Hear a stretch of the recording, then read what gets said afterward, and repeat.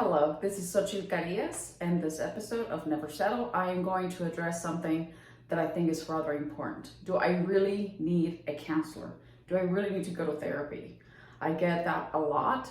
The question when clients are asking, are inquiring about coming to the therapy room, the first thing or one of the first things that they say is like, I don't feel like I'm crazy, but I feel like I need to talk to somebody.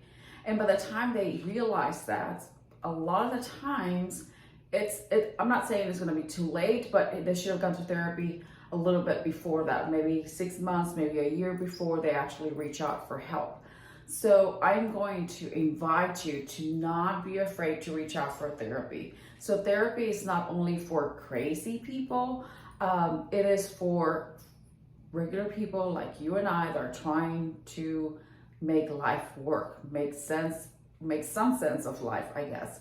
And so it is not a big step. It is not, there's a lot of taboo around therapy. A lot of us suffer from depression, from anxiety, from relationship problems that we can solve in a therapy room.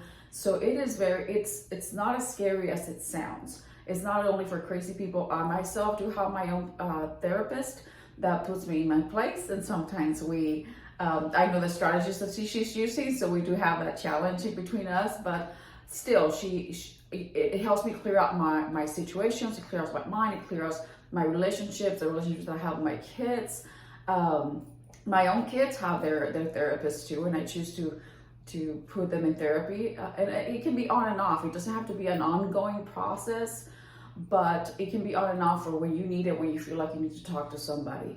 Also, therapy, there's risks involved in therapy, absolutely, because you're going to deal with things that we have trained ourselves to put in a little box and to set aside and to not look at it again. So what therapy does, it opens up that box to where you can start you can start having the hard conversations. You can start having the difficult situations brought up to light and kind of deal with them. Because as we know, a lot of the times when I see clients in my office, they come for what they think is one problem, and then as we start unraveling into the situation, unraveling into the emotions, we start looking that it's not just one problem, but it's a problem that has had many layers. So we start working on those layers, and we start working on what the root of the issue is, and then we start unraveling the situations and how we manage situations. And so everything that we do, that I do with my clients, it has to be very specific to their situation. So there's no one size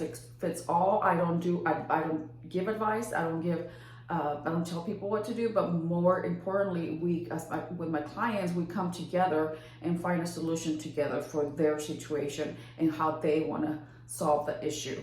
So why is therapy different than having just a friend that you can talk to? Because as a therapist, I'm biased. I have no opinion. I have no judgment. I've been trained, my mind, my emotions, to have absolutely no judgment. I'm not thinking, oh, you're crazy because you're taking him again, or whatever the situation is, like you're being a bad mother or a good mother, or you're doing the right thing. I have absolutely no judgment. We just kind of reflect on the situation. We kind of reflect on what is it that you're doing, you're going through, so that we can work towards a goal, towards getting your life better, towards with that specific situation, or we start unraveling other areas of your life. So again, therapy, yes, it can be risky because you get to talk about things that you may not want to talk about. As a therapist myself, sometimes I push a little too hard, and my clients are receptive. Sometimes I push too hard, and I tell them all the time, if I'm pushing too hard, let me know, and we can back up a little bit. We're gonna pin it to the wall, and we're gonna talk about it later. So it's not a done deal, but I always try to work with them to the point where they're comfortable. And yes, there are some changes, and just remember, and this is something that I tell most of my clients, especially my young adults and my adults, something very important to remember is the only person that I'm working and we can work on is the person in front of me, the person on the other side of that couch, that is sitting on that couch. So that's the only person that we can work on. We cannot change everybody around you, but we can change the person, the perception, the feelings, the emotions, the reactions, the behaviors, the thoughts, and the feelings for the person just on that couch. So do I believe in therapy? Absolutely.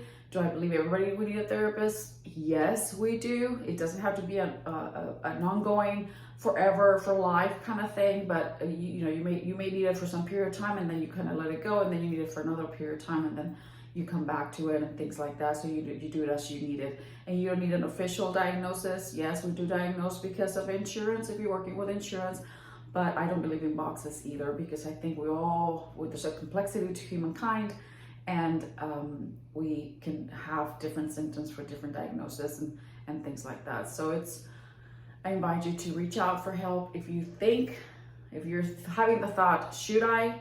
You probably should. Okay, so thank you very much for listening today, and I hope you guys have a great day.